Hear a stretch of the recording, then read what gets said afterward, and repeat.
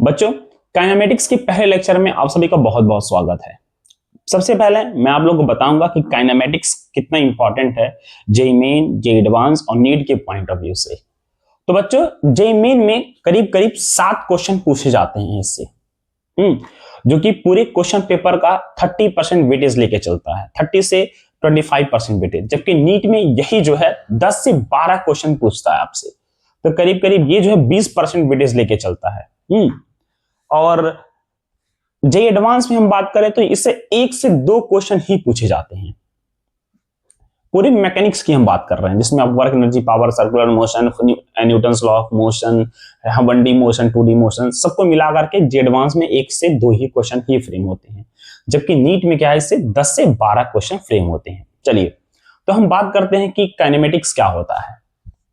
तो काइनेमेटिक्स में जनरली हम मोशन की स्टडी करते हैं, है ना। काइनेमेटिक्स में हम मोशन की स्टडी करते हैं बिना यह जाने कि मोशन का कॉज क्या है, यानी कि हम इसमें यह नहीं जानेंगे कि मोशन क्यों हो रहा है, बस हमको पढ़ना होता है मोशन। तो मोशन को पढ़ने के लिए हमारे पास 5 पैरामीटर्स हैं। 5 पैरामीटर्स की मदद से हम मोशन को एक्सप्लेन करते हैं कि कहीं पे मोशन हो रहा है कि नहीं हो रहा है। ठीक है, तो वो हमारे पास क्या है, डिस्टेंस है, डिस्प्लेसमेंट है, स्पीड है, वेलोसिटी है एंड एक्सेलरेशन है। इसकी मदद से हम जो है मोशन को डिस्क्राइब करते हैं। तो और किन किन चीजों का हम लोग यूज करते हैं मोशन को डिस्क्राइब करने के लिए, तो हमारे पास क्या आता है, नंबर आता है, डायग्राम आता है, ग्राफ आता है, मैथमेटिकल इक्वेशंस आते हैं।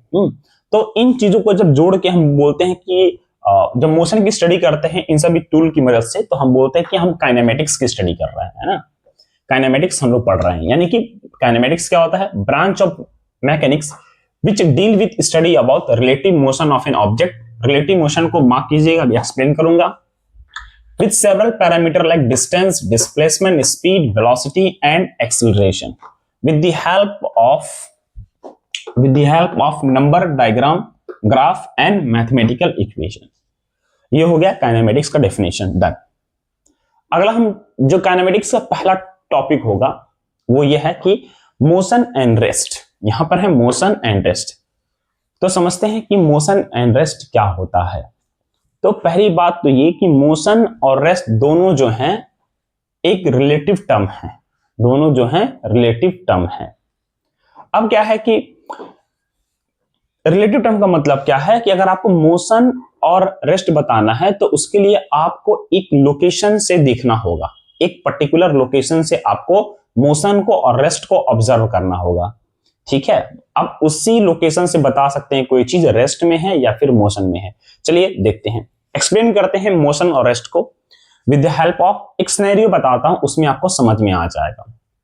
तो सिनेरियो ये है कि एक तालाब है, ठीक है, या फिर एक नदी है, और नदी के किनारे एक व्यक्ति बैठा हुआ है और नदी के अंदर एक बोट है। उस बोट पर क्या है, 2 पर्सन बैठे हुए हैं।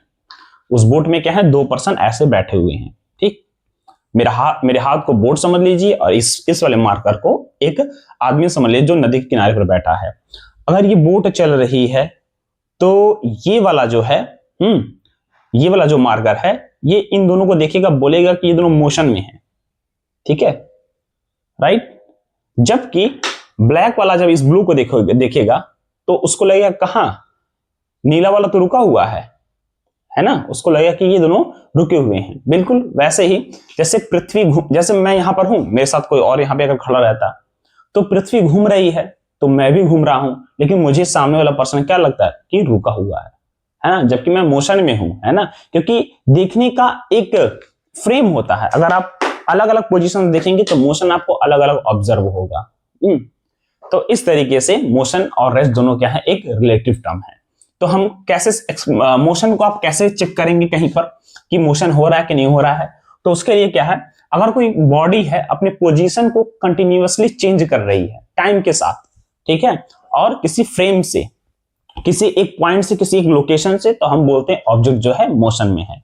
That is why if an object change its position continuously over time with respect two of frame और रेफरेंस पॉइंट और सराउंडिंग, यानी कि अपने सराउंडिंग के रिस्पेक्ट में अगर कोई ऑब्जेक्ट मूव कर रहा है समय के साथ तो हम बोलेंगे वो मोशन में है। अगर नहीं कर रहा है किसी एक रेफरेंस पॉइंट के अलोंग, तो हम बोलेंगे कि वो रेस्ट में है।